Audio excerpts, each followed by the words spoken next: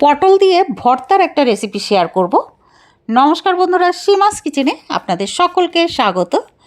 পটল ভর্তা অনেক রকমভাবে বানিয়েছেন বন্ধুরা, খেয়েছেনও, তবে একবার এইভাবে বানিয়ে ফেলুন, খেতে দারুণ লাগবে। তো আমি এই রেসিপির জন্য পটলগুলোকে খুব ভালো করে ধুয়ে তারপরে পটলের এই যে সামনের আর পেছনের পয়েন্টেড অংশ আছে এগুলোকে কেটে ফেলে দেবো। এবার গ্রেটারের হেল্প নিয়ে গ্রেট করে নেব সব পটলগুলোকে। 250 গ্রাম মতন পটল নিয়েছি, যেহেতু খোসা ইউজ করেছি এই জন্য পটলটাকে খুব ভালো করে ধুয়ে নিতে হয়েছিল। আর এই যে দেখুন গ্রেট করা হয়ে গেছে। এবার আমি 15 থেকে 16টা রসুনের কোয়া নিয়েছি, এগুলোকেও গ্রেট করে নেব। আর সঙ্গে নিয়ে নেব কাঁচা পাকা লঙ্কা অনেকগুলো। এবার কড়াইতে সর্ষের তেল দিয়ে দেবো, যেহেতু ভর্তা সর্ষের তেল দিয়ে ভালো লাগবে।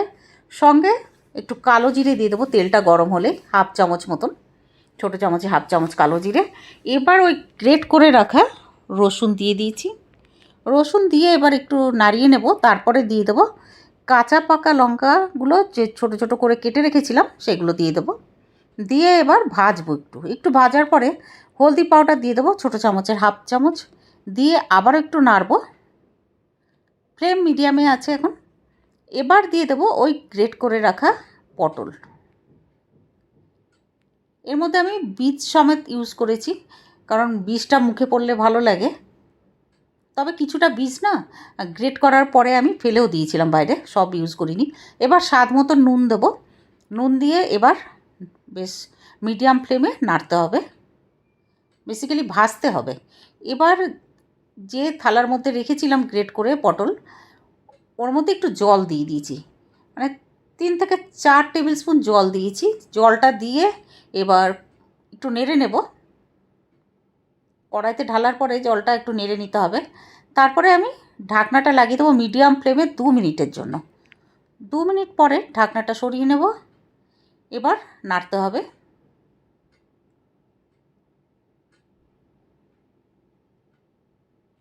ভালো করে ভাজতে হবে মিডিয়াম ফ্লেমে।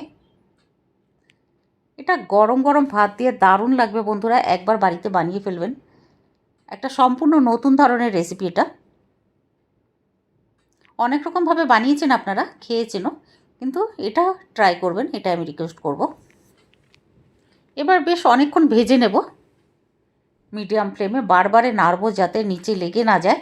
এবার যেহেতু ভর্তা তাই সর্ষের তেল উপর দিয়ে একটু দিয়ে দেবো, আর সঙ্গে একটু চিনি দিয়ে দেবো, সামান্য চিনি, বেশি না। দেওয়ার পরে এবার আবারও ভাজবো। ফ্লেম এখন মিডিয়ামে আছে। বেশ 2 থেকে 3 মিনিট আমি এভাবে ভেজে নেব। যত ভাজা হবে টেস্টটা একটু ভালো হবে, তাই আমি 3 মিনিট মতন ভেজেছি। তারপরে একটা প্লেটে তুলে নেব। তৈরি হয়ে গেছে আমাদের দারুণ টেস্টি সম্পূর্ণ নতুন ধরনের পটল ভর্তা। আশা করছি ভিডিওটা আপনাদের ভালো লেগেছে বন্ধুরা। ভিডিওটা ভালো লাগলে প্লিজ লাইক করে দেবেন, সাবস্ক্রাইব করে এইভাবে পাশে থাকবেন, আপনাদের ফ্যামিলি ফ্রেন্ডসদের শেয়ারও করে দেবেন। আর নতুন বন্ধুরা হলে প্লিজ প্লিজ সাবস্ক্রাইব করে দেবেন। আর কমেন্ট করে জানাবেন যে আপনাদের খেতে কেমন লাগলো এই পটলের ভর্তা। তাহলে দেখা হবে আবার নতুন ভিডিওতে। ধন্যবাদ।